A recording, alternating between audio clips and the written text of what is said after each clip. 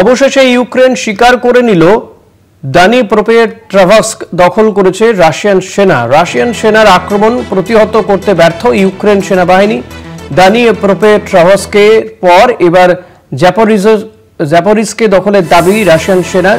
জাপোরিজকে তাদের দখলেই রয়েছে দাবি ইউক্রেনের।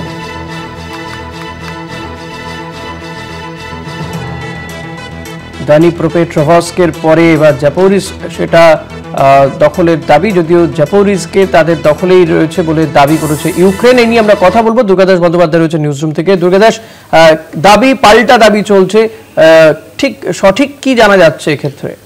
দেখো, অবশেষে বলা যেতে পারে যে এই যে দীর্ঘদিন ধরে রাশিয়া এবং ইউক্রেনের মধ্যে যে যুদ্ধ চলছে, রাশিয়া বিভিন্নভাবে যে দাবিগুলো করে আসছিল, রিসেন্টলি যে খবর উঠে এসেছে যে ইউক্রেনের পক্ষ থেকে অবশেষে স্বীকার করে নেওয়া হলো যে রাশিয়ার সেনাবাহিনী ইউক্রেনের গুরুত্বপূর্ণ এলাকা দানিপ্রোপেট্রভস্ক তারা দখল করে রেখেছে এবং দখল করে নিয়েছে।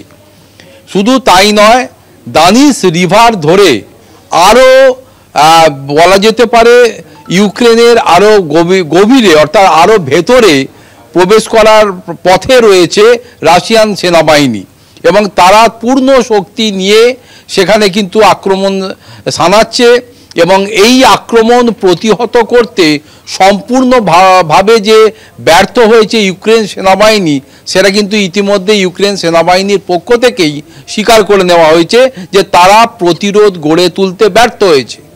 পাশাপাশি যে ব্যাপারটা যে এই দানিপ্রোপেট্রভস্ক মনে রাখতে হবে যে ইউক্রেনের যে বাণিজ্য অঞ্চল, অর্থাৎ এখানে প্রচুর পরিমাণে মেশিনারি বা উৎপাদন কেন্দ্র রয়েছে এবং এটাকে বলা যেতে পারে ইউক্রেনের একটা ভরকেন্দ্রও বটে।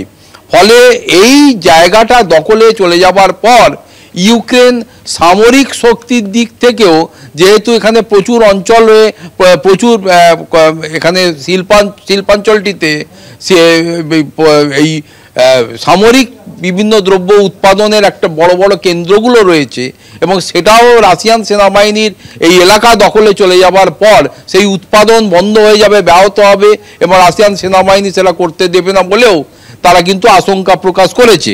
শুধু এখানেই শেষ নয়, এই আক্রমণের পর রাশিয়া আরও দাবি করেছে যে বিগত গ্রীষ্মের সমস্ত মরশুম জুড়েই তারা এই দানিপ্রোপেট্রভস্ককে নিজেদের দখলে করে রেখেছে। এবং শুধু তাই নয়, আরও যেটা জানা যাচ্ছে যে জাপোরিজও কিন্তু একটা স্ট্র্যাটেজিক পয়েন্টের দিক থেকে যথেষ্ট গুরুত্বপূর্ণ অঞ্চল হিসাবে বিবেচিত হয় ইউক্রেনের এবং সেটাও কিন্তু ক্রমশ দেখা যাচ্ছে যে রাশিয়ান সেনাবাহিনীর দখলেই চলে যাচ্ছে। রিসেন্টলি একটা ফটো প্রকাশ করা হয়েছে রাশিয়ান সেনাবাহিনীর পক্ষ থেকে, সেখানে দেখা যাচ্ছে যে রাশিয়ান সেনাবাহিনী এই জাপোরিজকের একটি অঞ্চলে তার বিরাট সেনাবাহিনী ট্যাঙ্ক তার আর্মার নিয়ে দাঁড়িয়ে রয়েছে এবং সেখান থেকে তারা ছবি প্রকাশ করছে।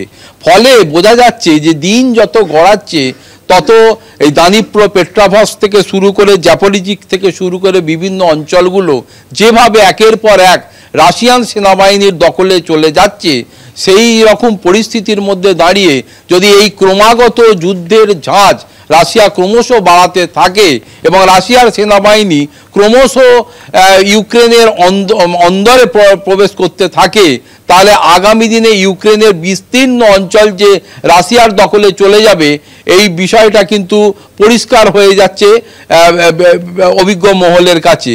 তাই রাশিয়া এবং ইউক্রেনের যুদ্ধ থামানোর প্রক্রিয়াটা বৈশ্বিকভাবে যত আন্তরিকভাবে এবং দ্রুত সমাধান লক্ষ্যে পৌঁছানো যাবে ততই এই বিশেষ করে ইউক্রেনের মানুষের পক্ষে তত মঙ্গলজনক হয়ে উঠবে বলে মনে করছে রাজনৈতিক মহল।